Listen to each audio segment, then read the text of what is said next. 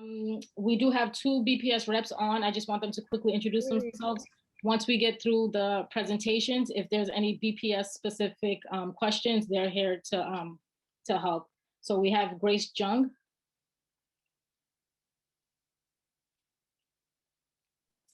Hi, my name is Grace Jung. I'm the Director of Training and Accommodations in the Office of Equity at Boston Public Schools. Thank you, Grace. And we also have Flavia Santos.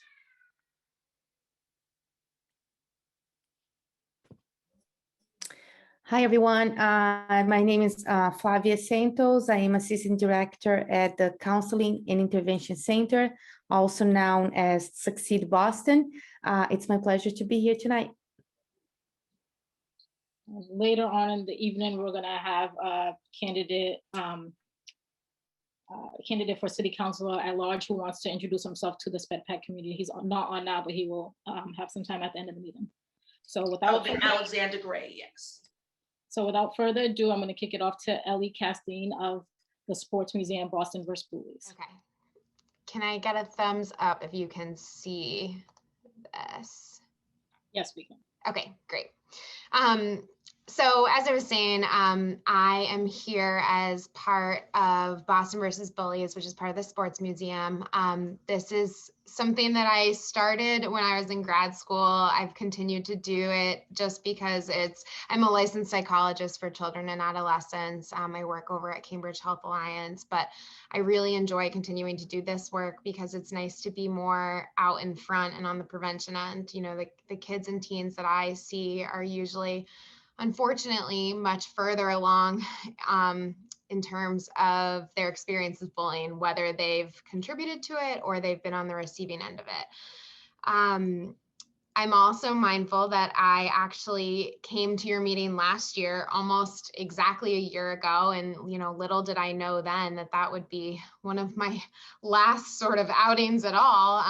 Who knew what we had in store for the year? But in some ways, I feel like this is more important than ever to be talking about. And so given the very short amount of time tonight, I'm going to hone in on cyberbullying.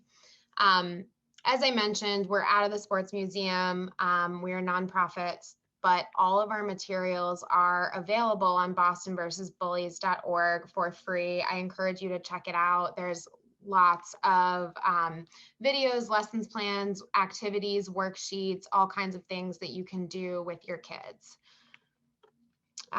Thanks to our generous sponsors. And I also want to mention, this is actually a brand new opportunity, but we just received funding from the Doug Flutie Jr. Foundation for Autism. And so they are doing virtual tours of TD Garden and the Sports Museum for free for families and classes that include kids with disabilities. They are really flexible. They just, if anything, want to give kids and families and classrooms a break from the monotony of remote learning right now and social distancing and whatnot. So they feel free to reach out to Michelle. She's one of the people that gives the tours. Her email's at the bottom. I can also share this flyer. It'll be in the slides, but I can share it with Sandy as well to distribute. And like I said, they're really flexible. They want it to work for you. So if you only have a certain amount of time, they'll do whatever is best. So Boston vs. Bullies uses a sports connection, really thinking about three main components. We recognize that not all kids are into sports, but it is applicable to even if they're into the arts or other things. I mean, just this idea of coming up with a plan ahead of time is so essential, making sure that you practice it so that when the time comes that you're able to execute and do it well, and that we're all in this together. We're on a team, and it really takes one another to create change. And yeah.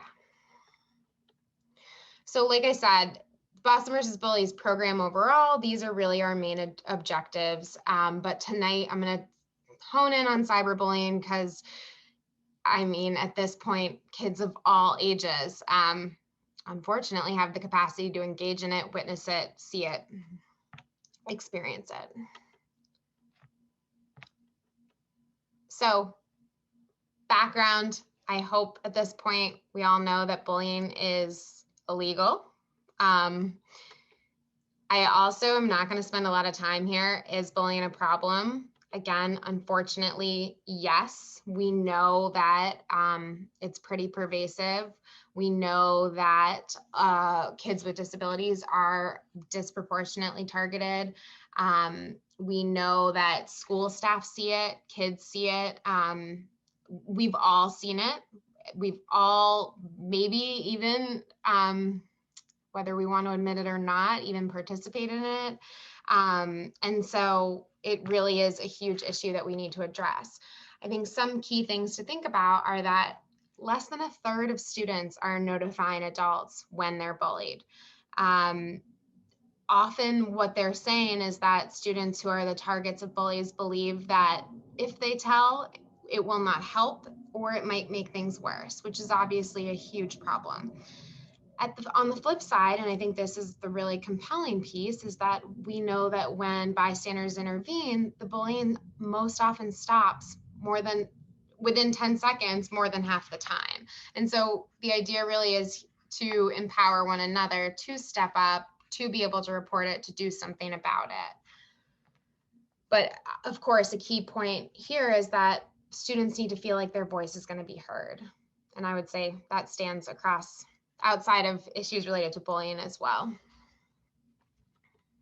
So what is bullying? And that sounds like probably a really basic question.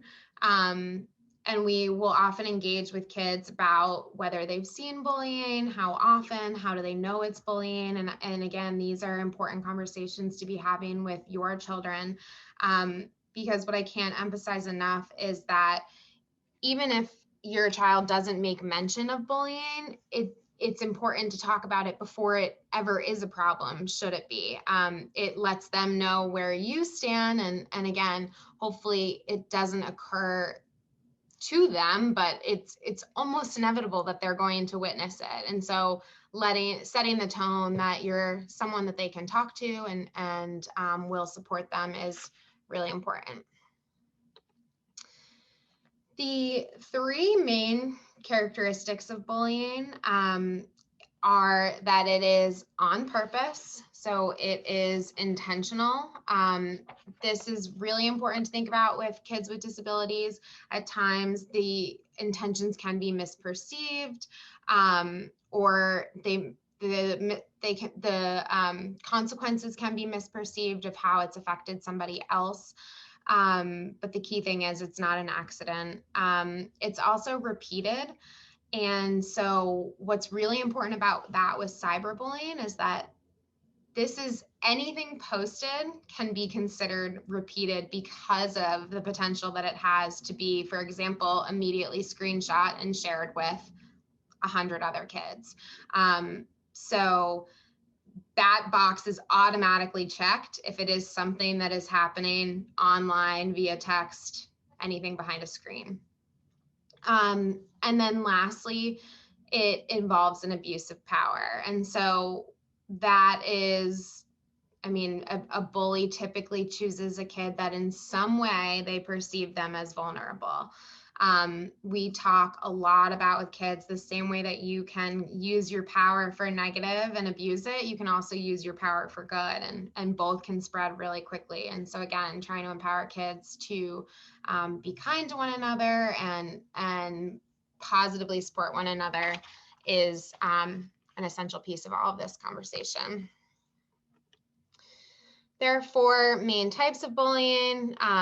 When you ask little kids, they tend to jump right to the physical. That's what they're thinking about, the kicking, hitting, whatnot. As kids get older, you see more of the verbal, relationals, huge in middle school. And then, like I mentioned at the beginning, cyberbullying, we're seeing it younger and younger, and is relevant basically to all our kids at this point, given that the nature of remote learning. Some important types of bullying that you can also see, in particular with children with disabilities: manipulative bullying, so a child's coerced or controlled by another child, a conditional friendship. So this isn't the true mutuality that you see that you would expect with a friendship, but bullying sort of alternated and mixed in with it, or exploitive bullying. So the features of a child's disability are used against that child. This is just an example of an activity or a worksheet that we have on our website. So a friend detective to really help a kid think about what is a true friend and making sure that they have healthy relationships. So cyberbullying. Cyberbullying, it's this interesting area of bullying and just online use altogether, because it's still, I don't know that we've found the forum yet around where to teach safe use. We certainly, I think pediatricians and doctors, and certainly I know as a mental health clinician myself, we ask about it. But I don't know that we have found the platform yet to teach the important essential skills to be safe and engage, like I said, in sort of healthy internet and online use.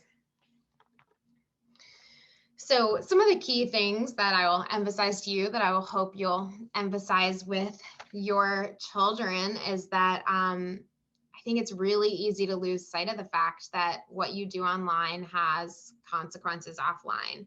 There is a real person behind their screen who has real feelings, and this can impact them. I always try to encourage the patients I work with that around, if it's something you wouldn't say in person, then you probably shouldn't be saying it online either. Another key thing is that once you post something online, you can't take it back. And, I always hear from kids, well, no, you just delete it. And trying to emphasize that there's a world in cyberspace that I don't fully understand, but I do trust that once it's there, it's there. There is this digital footprint that we leave. And not to mention, again, you can't control who takes a picture of something, who screenshots something, who shared something, and before you know it, who's reposted something, and then it's spreading like wildfire. Lastly, it sounds really simple, but never share your passwords. And I've been in this situation more than once with kids who have shared their passwords, and they've gotten in some really ugly situations of trying to figure out, who did what. So just making sure, the kind of the basic security. And a few other things that I want to highlight is just that you really can't control who will see what you put online. Again, what I hear from kids all the time is, I only accept people that I know, or my account is private, and realizing that the second you post or share anything, like I said before, the power of someone else to then share it with their 50 friends who share it with their 50 friends. And before you know it, it's all over the place. Also, being really mindful about sharing personal information online that can be used, of course, against someone. It can also be really unsafe. You don't necessarily, especially if, and again, on all these platforms now, whether it's video games, basically anything that has a chat feature or any way to interact, there's potential for negative interactions. So, of course, we know that cyberbullying, I think that this is the major theme throughout what I'm saying, that it can cause a lot of harm really, really quickly. And this is a really different element from, traditional bullying, so to speak. Before, you had to witness it, you had to be there, and there was a solid chance that you didn't. A kid didn't, and the whole school didn't see it, but the way things are captured these days and like I said, posted online, it means that lots and lots of kids can see things. It also means that kids are reachable at all hours of the day. So before, where the school day may be offered, they were there from 8 to 3 or whatever it may be, they got to go home and there was a reprieve. It was a safe break from whatever it is that they're enduring. Now it's 24/7. And so I think that also goes back to basic, making sure that there's boundaries and times to sign off. knowing that there's the potential for this to be happening.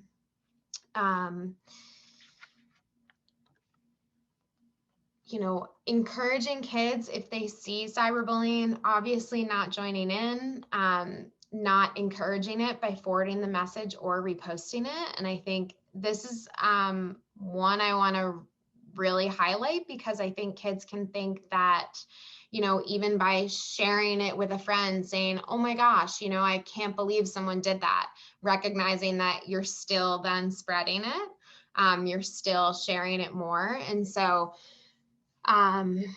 just, if anything, it would be the kind of opposite, reporting it or intervening by showing support for the person that's being targeted, or approaching the bully and asking them to stop. And then, of course, always encouraging kids to get help from an adult, whoever that may be, whether it's a parent, whether it's a teacher, a counselor, coach, whatever it may be.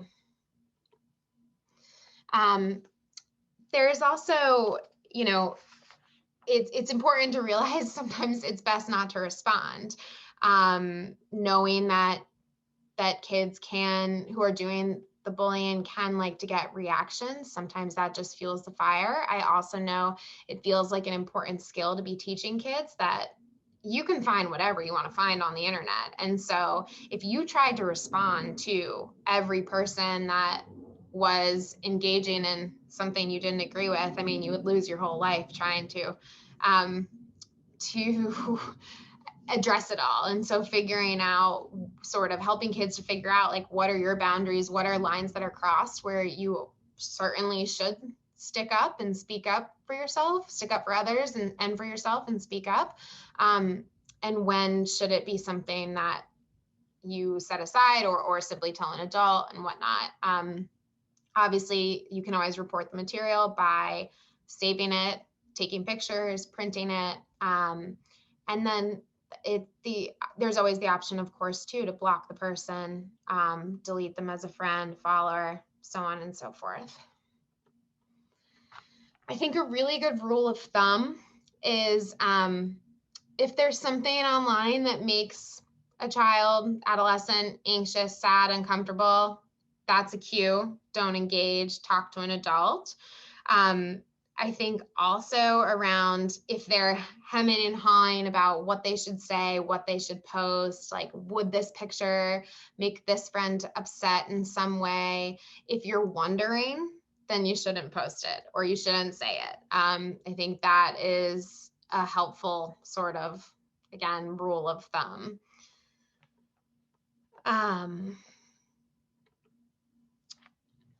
Generally speaking, and this goes for bullying in person or online, if you suspect your child's being bullied, obviously talk with them. If they tell you voluntarily, make sure, it sounds so basic, but make sure you let them know that you're really pleased that they told you. Given that we know that less than a third of kids are sharing that they're being bullied, it is really important to reinforce that willingness and courage to speak up about what was happening. For some kids, it may not be helpful to ask directly if they're not forthcoming. So it may be better to ask more general questions, like, what does happen during lunch? What's the bus been like? Things like that. Also making sure to really listen, as I think any parent, to find out that your child's being bullied. There's all kinds of feelings and reactions you're going to have, but doing what you can to really hear your child out, and in whatever way they express themselves, but really let them tell you how they're feeling and what they're hoping for. Of course, emphasizing, bullying can sort of, depending on what's happening exactly, can be a form of trauma, of course. And so really emphasizing too that they didn't do anything wrong. This is not their fault. They don't deserve for this to happen. And that you're sorry that it has happened and that you'll do everything you can to make sure that it stops and doesn't happen again. I think trying to just make it clear that they're not alone is really important. If necessary, of course, you can speak with teachers, principal, school personnel to make sure that everyone's on the same page and that there is a clear plan for moving forward. And then lastly, just like I said, reinforcing the importance of sharing this information. There can be this idea that it's tattletaling or, you know, yeah, I guess just tattletaling, snitching, those kinds of things, and emphasizing that this is really important to share. Emphasizing your child's strengths, building empathy for the person doing the bullying. You know, I always emphasize that the person doing the bullying is not a bad kid. They are making a really bad decision, but recognizing that there's usually more going on there as well, thinking about how to perhaps develop new friendships with kids with shared interests or a buddy system with an older student. And then of course, just following up to make sure this doesn't fall through the cracks. As I said before, being proactive is the most important thing and will make, should it all happen, likely it will be less of a thing if you've talked about it before, if there's a clear plan, if your child is able to handle it themselves because they have the skills and have been, they knew what to say in advance, or how they would handle it, may make it less intense. This is an example of another activity where you can really think through like who's on your team, who's going to be helpful, what are the things that you would do. And then lastly, I just want to say that, I don't know if you're familiar with this book. This is a page from, it's a book, it's like the fox, the mole, the horse, and the boy, or something along those lines. But what this says is asking for help isn't giving up, it's refusing to give up. And I just want to name that. I think, again, after the year that we've had, this is more important than ever, that this is a lot to deal with if bullying comes up for you as a parent. You know, everyone comes with their own histories and their own things. And so making sure that you're also getting the support you need as you support your children, because it is a lot and everything's a lot right now. And so this, of course, is the psychologist and mental health clinician in me, but I really want to emphasize that. And you all are absolute champions, that you're here tonight, and that you've been everything that you're doing to navigate the craziness of what we've all been living through. So I just want to also commend you for that. So that was a really fast kind of, you know, quick and dirty version of some key elements of cyberbullying, things to look for, things you can do, but feel free to ask questions and I will stop sharing. Thank you, Ellie. I don't see any questions in the chat, but does anyone have a question? Feel free to raise your hand or type it in the chat now, whatever you feel comfortable with. And BPS reps, if you guys want to add anything. If not, we'll jump into the next one. But thank you so much, Ellie.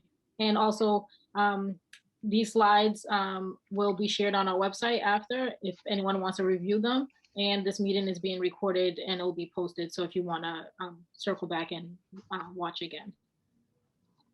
So, no questions. Next, we'll send it off to Terry Alves-Hunter, and she is the... My name is Terry Alves-Hunter. I am the Multicultural Outreach Coordinator for PAL, which is a professional parents advocacy league. I'm here to talk about social emotional learning and why it's very important. And I don't know why my PowerPoint is not coming up. Oh, there we go. Can you see it? I cannot. Yep. No? Oh, wait a minute. Share screen. Can you see it now? Now we can. Thank you. Okay. Okay, I'm sure that the kids that did not have this issue after COVID, they sure probably did. Because so many children especially that had mental health challenges prior to COVID, have multiplied, and those that didn't absolutely do now. So what I'm going to talk about is the emotional safe learning environments that schools can provide and why it's important for kids to feel safe, because it's almost, I want to say, on the line of, again, a functional behavioral assessment.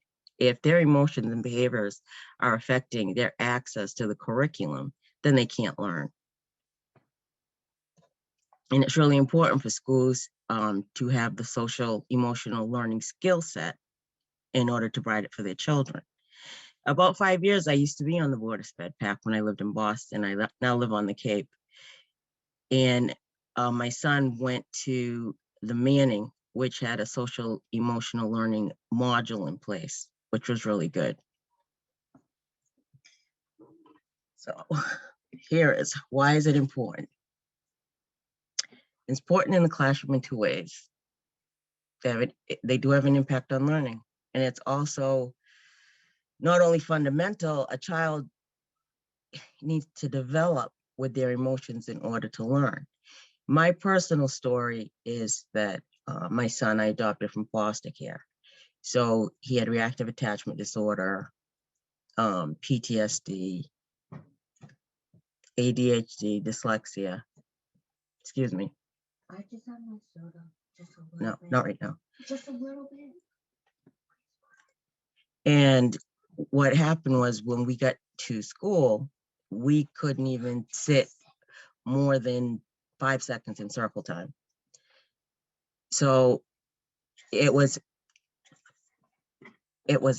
trying to figure out what was going to be better. Have him all over the place in class and try and learn, because he couldn't do both at the same time. So we had to concentrate on getting those emotional barriers in place.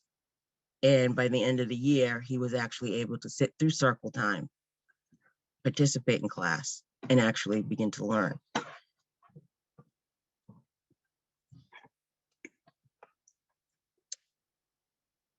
These are the 5 areas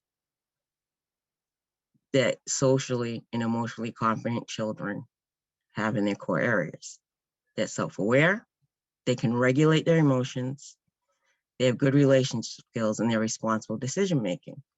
Now, when you have a child that can dysregulate from any trigger, and they're not feeling supported or feeling that they're part of the whole group, it's going to affect the way that they're going to learn. So you can't even have teachers that are only used to teaching. I like to use the analogy that if you have teachers that are taught to teach children how to drive an automatic vehicle, child that has a deficit in socially emotional capabilities, it's like a 5-speed car. So if you have a teacher or a staff that only knows how to teach an automatic, that child that has a 5-speed manual transmission is never going to shift from first, second, third, fourth, and fifth. They're just going to burn out the clutch and not move, while the other kids keep moving forward. Excuse me, Terry, can I just interrupt you for one moment? We have, we asked, can you increase the font size of making your screen a little bit larger, so like, because that's one comment in the chat just about the font size. I know you're moving on to your next slide, but I guess it was a little bit difficult to see some of the wording on your screen. Okay, I am not. Okay, this right here. Yes, that's bigger. I was assuming the person will let us know if that doesn't work for them, but so far so good. Thank you so much. Okay.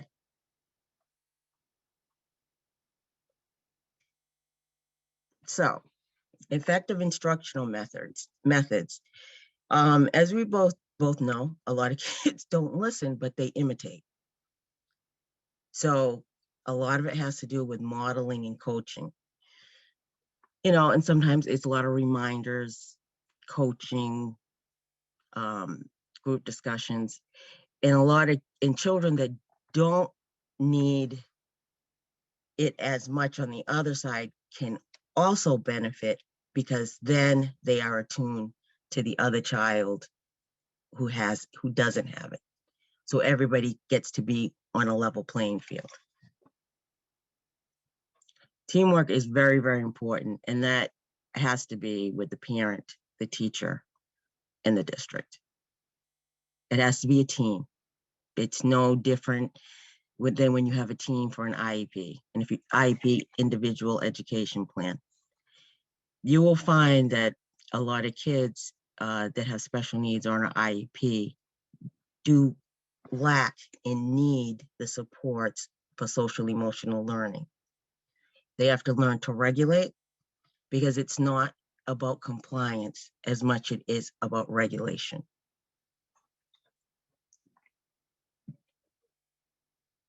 And reflective listening. You can't just listen, you also have to hear.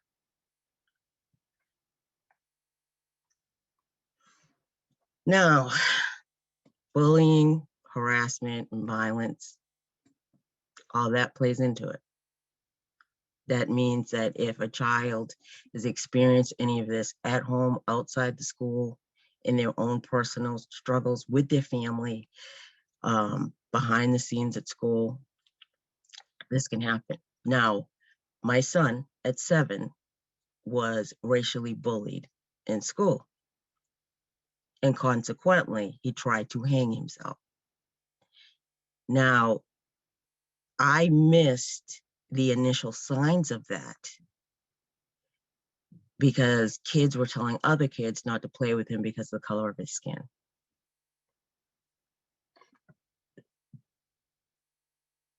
Looking back, when a child that loves going to school and loves that interaction and playing with other kids helps to regulate them, when I started to see, looking back, that like you didn't want to go to school, and what kid does not want to go to school on the last day of school, say goodbye and make plans with their friends? And that's what happened to me. So I personally found that on top of what he got in school, I don't know if you're familiar with a wraparound team, where you get team members from different specialties, whether it's in-home therapy, regular therapist, family partner to help the parent, because you need self-care when you're doing this, or you're not going to be any use to your child. Now, this also pertains to children of the LGBTQ family. Everybody's human, doesn't matter, but they get bullied, and we don't sometimes in all districts provide what they need and what they're going through.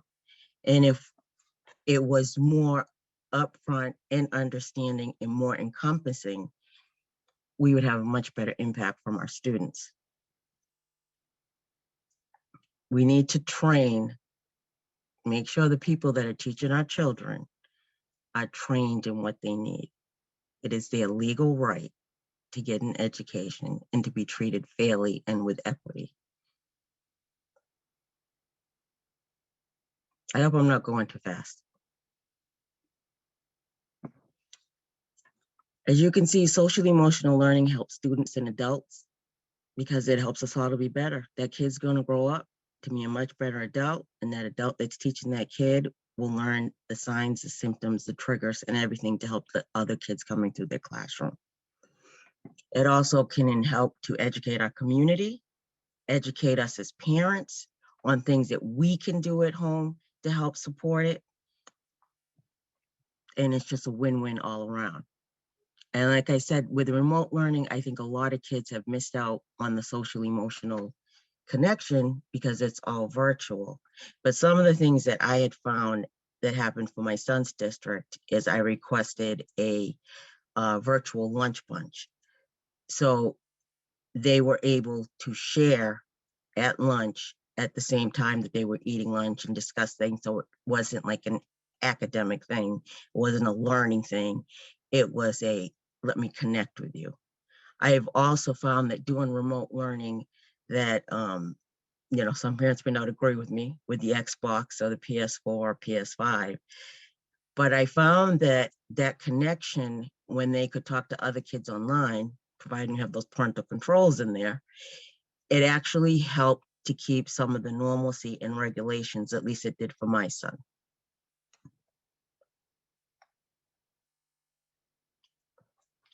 And here is a return on the investment when schools, parents, and teachers invest in SEL learning, social emotional learning, excuse me. You'll see that 42% are less likely to say they were involved in physical aggression, 20% less bullying by students with disabilities. Districts got money back, and even decrease in dropouts, academic achievements, and even employers are saying they notice a big return on that investment. And here are some important websites that you can get some information that if you have questions, need additional supports, or might need to grab some laws or cases, if you need to write a letter to the school, they should help you out. Well, that's my little PowerPoint. I'm going to stop sharing my screen and let me know if you have any questions. Perfect. Well, thank you guys so much for having me. I really appreciate it. I hope everybody's holding up. I know it's a very difficult time, not just in Boston, but everywhere. And, thank you for that presentation. I think it's really important. I was happy to catch some of it. And I've done some work myself with the Sports Museum through their Young Leaders Council. I've been the chair of that for a number of years. And, so we've been able to raise a little bit of money, I think, to help for the Boston versus Bullies program, which I know is really important in Boston and the surrounding areas. But excuse me, Alex, just one comment from our interpreters. If you could just slow down a little bit. Yes, will do. So my name is Alex Gray, and I am running to be one of 4 at-large city councilors in Boston. So there are 4 citywide council seats, and so I'll be on your ballot in September.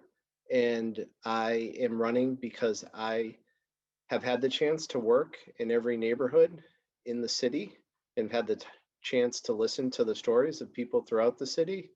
And I believe Boston is at its best when everybody has the opportunity to contribute. And for me, I've really been able to find that through listening. And, I wasn't born a great listener. I was born fully sighted.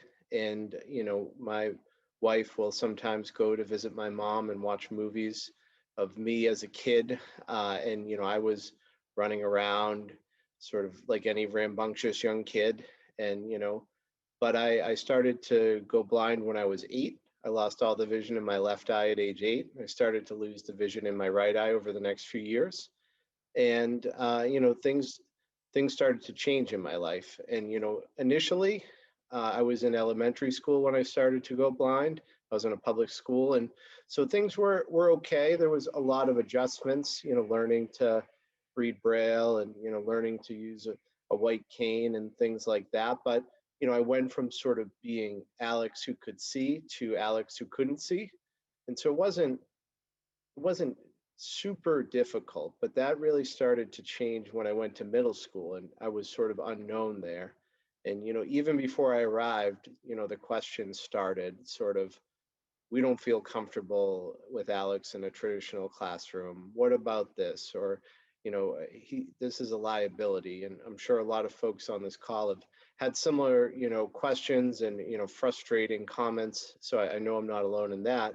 But, I had parents and I had a family and, they knew me and they listened to me and they fought for me. And I was able to stay in that middle school. And I went through high school in the public schools and graduated my senior class president. And it was a really clear example to me of the power when people are listened to. And, my whole career, I've tried really hard.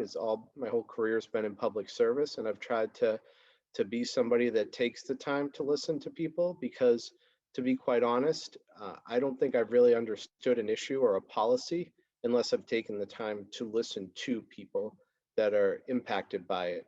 And, that started for me after college. I worked in housing and homelessness. And, I always thought of housing as sort of an issue of four walls, a couple windows, a door, and a key. But, when I started to talk to people that were, we were serving, you really started to understand it's an issue of addiction and recovery. It's an issue of access to mental and behavioral health.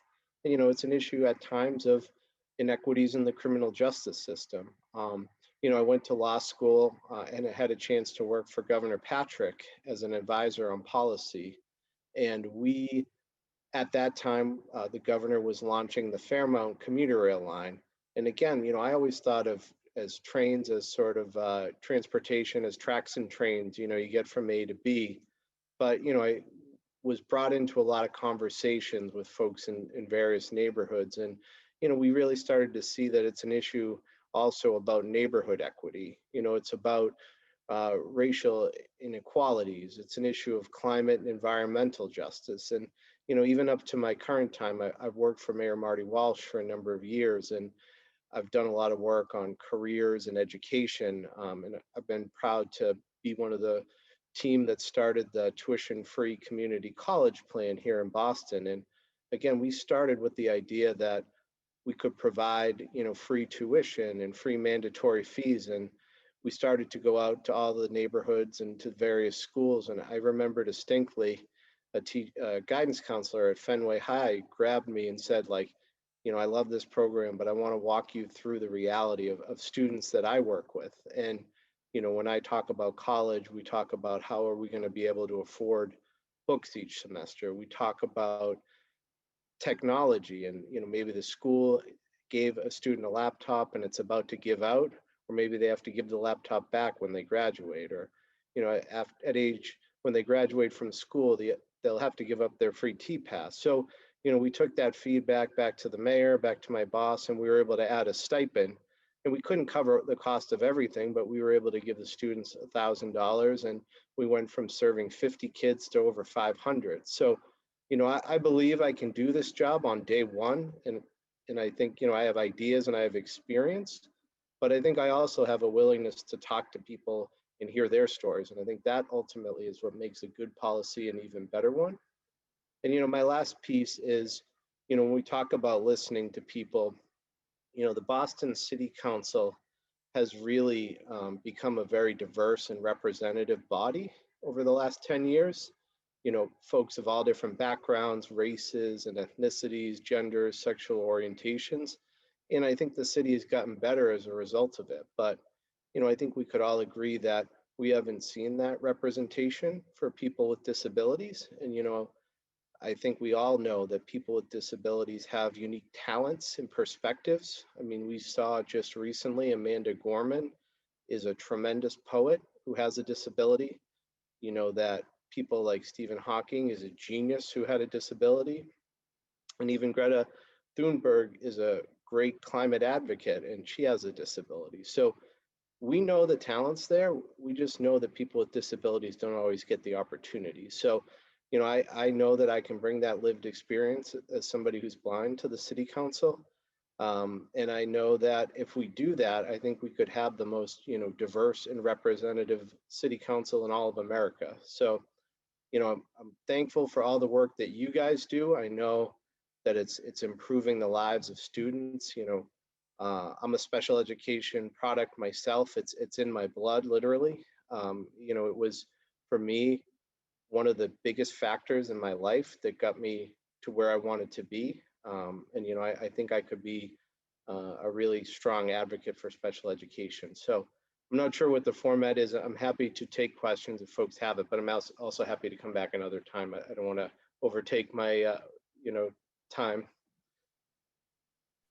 No, that's fine. Thank you, Alex, so much. I'll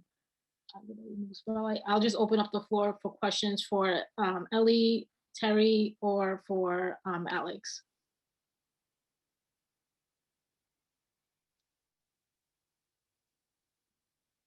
Just so you know, there's people writing in the chat. So happy to hear from you, Alex. Thank you for sharing with us and all that you do. And if folks want to learn more, my website is vote, VOTE, Alex, ALEX, Gray, GRAY.com.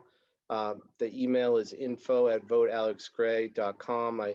I'm always happy to talk to folks. I've gotten some emails even so far, and some of these folks might even be on this call, parents with special education students, and I've had some really good conversations because as we all know, the disability community is a very diverse community. I have some understanding of what that means for somebody who's blind, but I need to learn what it means for folks with other disabilities as well.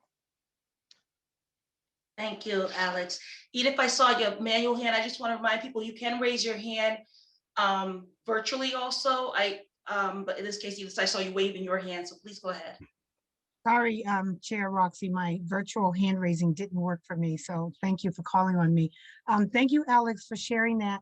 I just have a question. I have a granddaughter with autism at the Manning, and I would like to know, as you know, we have a huge disparity in inequity among Black students, specifically in special education, where services are not delivered equally or equitably. And so I'd like to know what would be your platform and how would you address, what would be your platform to improve special education in Boston, and how would you address the inequities that exist in access to services and programs?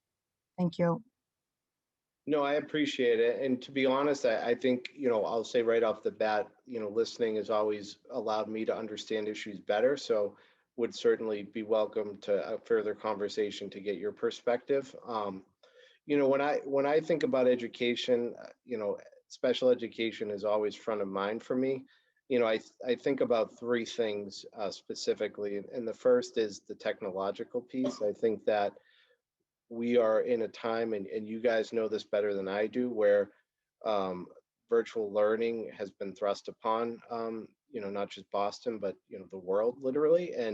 But I think we'll go back to a physical setting at some point, but the virtual component is going to be there. And, I think I would love to have a really deep conversation about what it is that folks need. And that's not going to be the same for everybody. For people that are blind, it's, JAWS and a screen reader. For, folks who are deaf or have hearing loss, it's CART or, closed captioning. For folks, it's access to socio and emotional learning. So, I think I want to have that conversation. The second thing, and it's not specific to special education, it's more broad, but I think I can bring a lens of special education to this, is what we do for folks to prepare what they do after BPS, and whether that's 18 or 22, that's going to be different for different people. But I think, we really, I think, have to have a citywide conversation about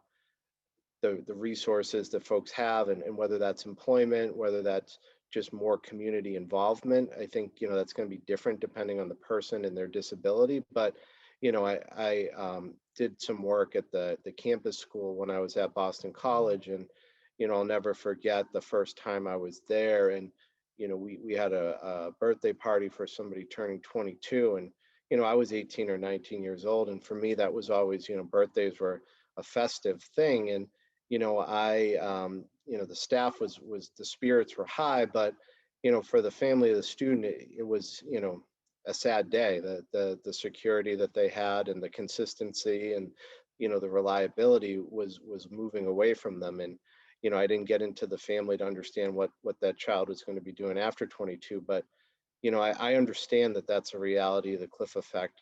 For me, it wasn't specifically, I was going to college, but that's not the case for everybody. So I want, I've done the last 5 years in workforce development. I think I have a perspective on, pathways to careers or, community involvement that I can bring. And, the last piece is, and, it's interesting that I'm here tonight. Like I said, I've been involved with the Sports Museum Young Leaders Council for 5 years, and we've done a lot of fundraising for them around both their Stand Strong program, which is kind of character education, but it's also brought me into the bullying world with their Boston vs. Bullies program. And, I was sort of in college when, social media came around, but, just with the conversations I have with parents and kids, I think we really have to make sure that there's as much of the Boston vs. Bullies type programming in as many schools as possible. And, I know that, you know, a city councilor can make a huge difference in a lot of people's lives. I know I can't solve all your problems necessarily, but, you know, those three areas about, you know, how we make sure kids can be successful, you know, at home and in the classroom, you know, how we talk about what folks are going to do when they're out of BPS, and then how we really have a deeper conversation about bullying. Those are kind of the three things that when I think about education, I think most about. Thank you, Alex. I just want to note also a couple of things that Terry has put in the chat, which I think are very important to share, just about COVID or not COVID IEP services are to be written and or amended as if students were in person at school. Services can look different, but must be delivered. However, in the brown and black communities, this has been lacking. And oh, I skipped it. Sorry, Terry, I missed that because I didn't start at the high enough. After COVID started, the U.S. in approximately 389 state complaints and about access to education during the first 6 months of those complaints. Massachusetts had 181 by itself. And we talked about, just talks about IEPs being written or amended. Students were in person at services can look different, but most must be delivered. One question I want to ask, I believe Grace Young is here to represent BPS. Can you talk just about if a family is having trouble, whether virtually, the child feeling that the child may be getting bullied, what are their options as far as who to contact if they feel that the school isn't listening to them? What are their options and steps for going beyond the school also? Yeah, I can definitely start first, but I also want to acknowledge Flavia as well, for her to speak as well. So in terms of the overall branch of bullying, it's actually overseen by Succeed Boston. So but sort of the aspects of bullying where I get involved in is if there's an incident related to bias, right? So in this case, due to a student's disability. So a lot of times there are two kind of ways that parents can come forward. If they feel unsatisfied with a school's response, they can contact the Office of Equity directly to report an incident that may have occurred. If there are repeated incidents that are happening that could be defined as bullying, that also can go through Succeed Boston, to the Counseling and Intervention Center at Succeed Boston. There's a hotline, there's a form, as well as an email for both the Office of Equity and Succeed Boston that folks can fill out if they would like to express a concern. I don't know if Flavia, you wanted to add anything? Yes, can you repeat the question? Yes, I was asking about if a family is experiencing some form of bullying, whether it's racial disability or and the school may not be listening to them. What are their options to really make sure that the harm stops being done to their child? Yes, absolutely. So I will put on the chat our hotline phone number. It is 617-592-2378. So that's one option. It is not an emergency line, but it is staffed by our director and our counselors 24/7. If we miss a call, we'll call you back. If you want to send a text message, that's okay too. If you want to call and you want to make an anonymous call, that's also okay. And I will also share on the chat our website. So we are still Boston Public Schools, but we have our own website. So that's one way. On the websites that I just shared as well, there is a page called Bullying Prevention on the top of the screen. On that screen, we have the bullying form. So that's just a Google form. It's very easy to use and has basic questions. What's your name? What's the name of your child? What's the name of the school? What's the grade level? What's going on? If it's on a school bus, let us know what's the number of the bus.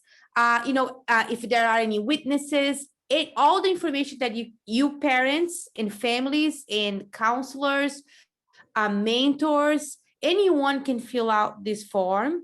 And then let us know all the information that you have so we can better support the student.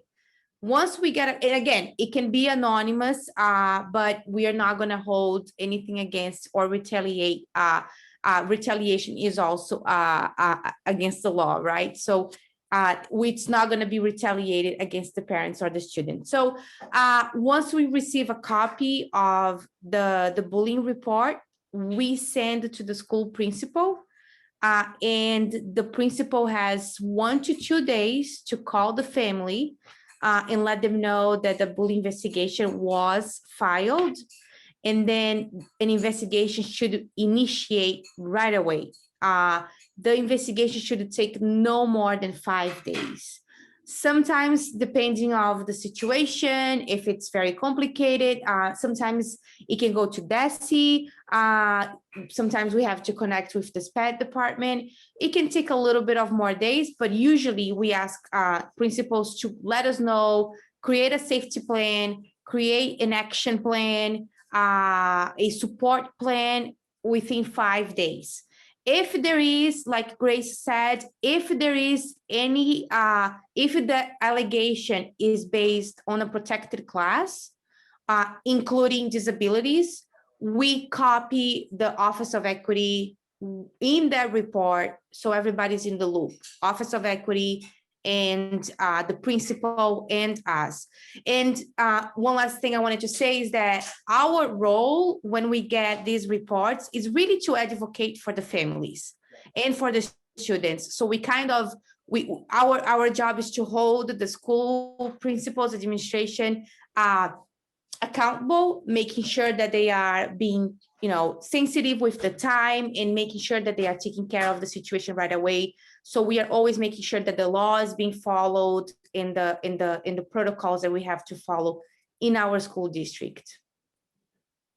Thank you for sharing that. That's very helpful. Yeah, so use the form on our website. You can make a phone call, or you can send an email to SAWS, SAWS at bostonpublicschools.org. That stands for Safe and Welcoming Schools.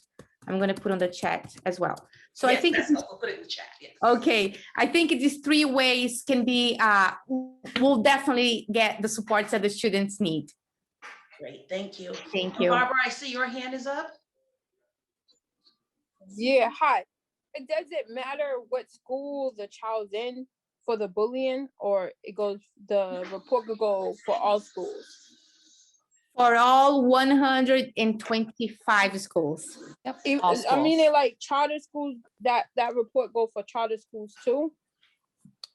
Out of school district, no. In that case, the parents should make a phone call to DESI, which actually I have the phone number on the form. If it's helpful, I can give the phone number here on the chat. Is that helpful? Yes. Okay, so let me just look again. I forgot, and I'll give it to you in a minute. But yes, charter schools should call DESI. Mm-hmm.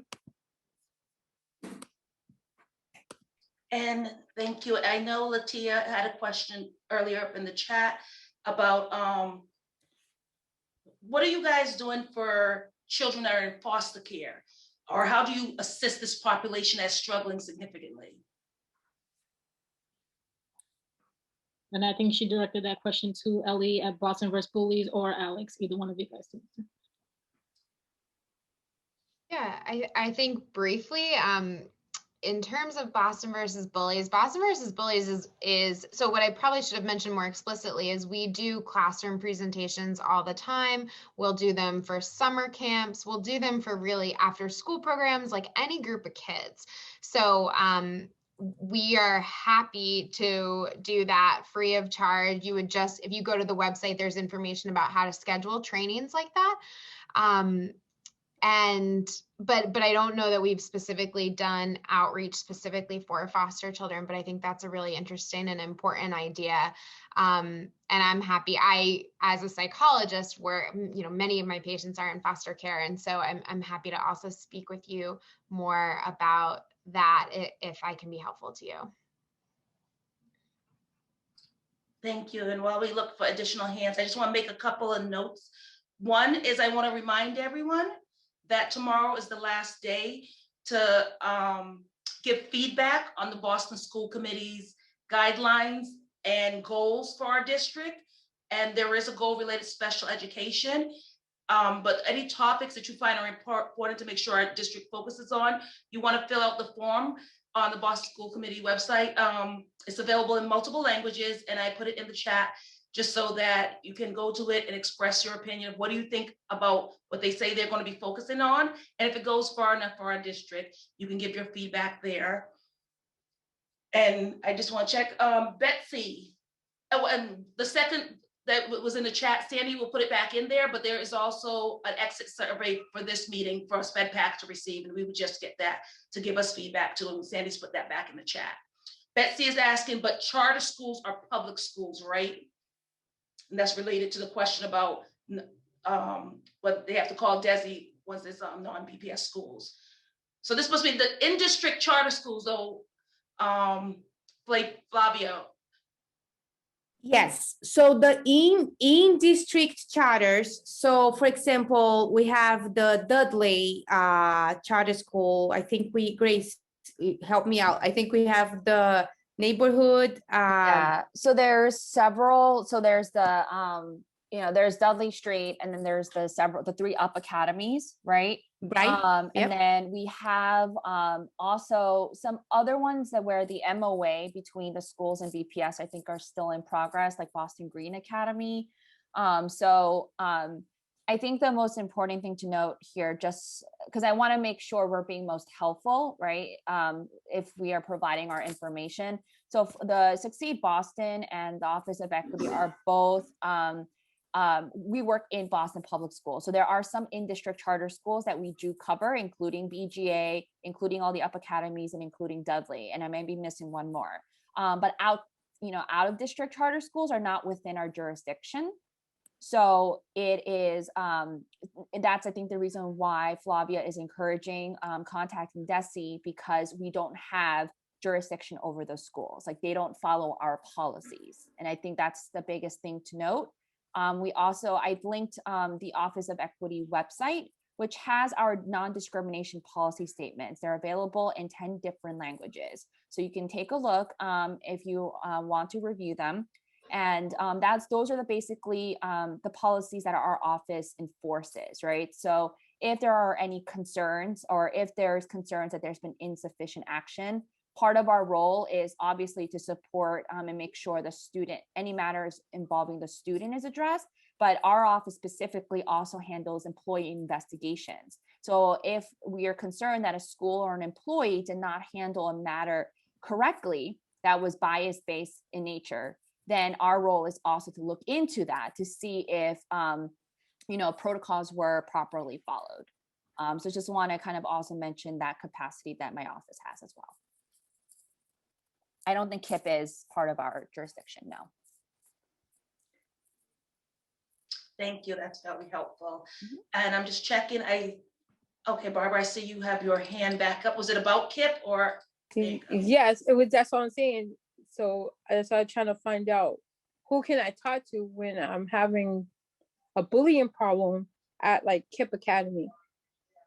Yeah, because KIP Academy, would be directly to the school principal, or you can call DESI. Because I tried that and it's still going on. It's been going on for a couple of years now, and it's like getting to the point where I have the school police come. There've been the school police involved, but it's still no difference. So Barbara, one of the resources that, especially if DESI is you're not getting feedback there, I know one agent that works with families and gives advice is Greater Boston Legal Services. Also, they come on many times to say that they can provide consultation and help. And so you may also want to reach out to additional agencies because KIP doesn't fall within BPS, they would not have authority, but say, to do anything as far as speaking to KIP.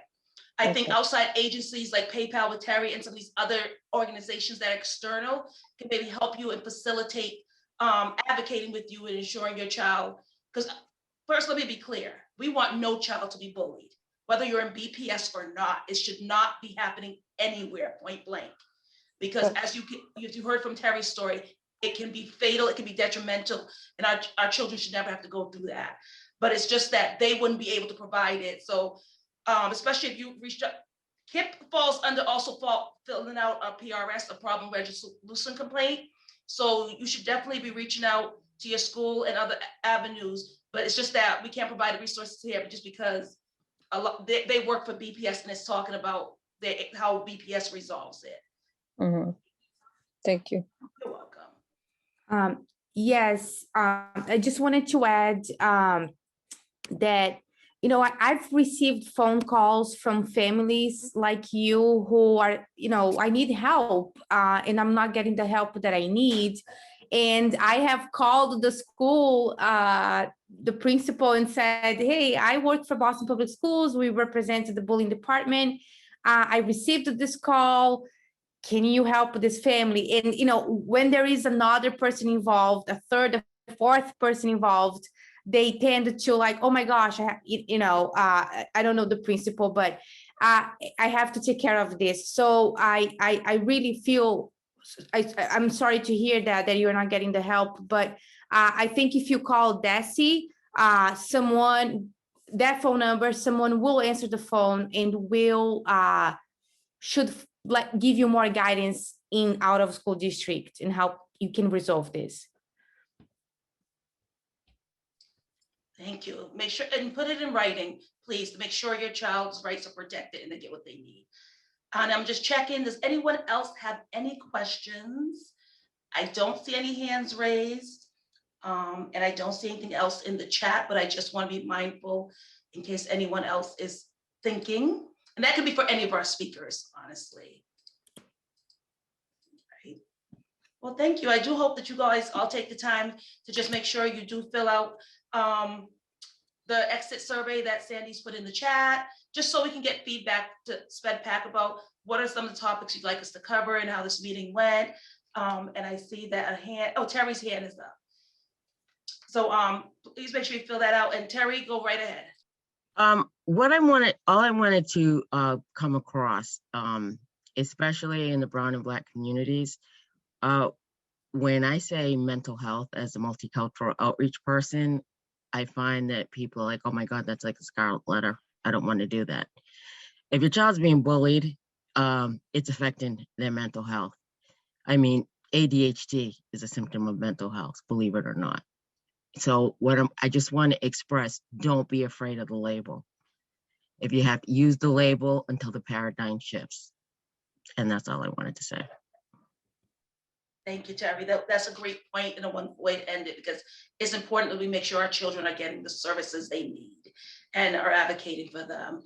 So thank you all. As typical, we will post the slides on our website and the video will be posted by the end of the week, just to make sure if you want to re-listen to it and kind of process some of the information that was shared. And the slides from our speakers do have their contact information on them. So we thank you very much for joining us tonight and really appreciate you reaching out. Linda has put in the Greater Boston Legal Services phone number for anyone who feels they may need to also reach out with them in the chat. And Sandy has also put the SpEdPACs where our website, where on the general meetings, where the slides will be posted and the video it will also be on our YouTube channel. So thank you all, and I hope you have a beautiful and blessed night. Take good care of yourselves.